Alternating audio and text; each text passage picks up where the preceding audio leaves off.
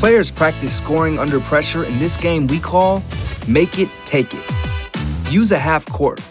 If your players aren't ready for a 10-foot hoop yet, use a portable one. Then, use cones to mark shooting spots equally distant from the basket. Here, we're shooting from the elbows. Here's how it looks. Divide players into 3 teams, each lined up at a cone. The first player in each line gets a ball. In a separate area, place about 12 cones equidistant from all 3 teams. On your call, ready, and go! Players start shooting, getting their own rebound, and passing to the next teammate in line. When they make a basket, players must sprint to wherever the cones are, grab one, and bring it back to their team. Play until there are no cones left. Stop! No more shots! No more shots! The team that collected more wins. How many? 3. Oh, yeah. This team is the winning team! Let's go!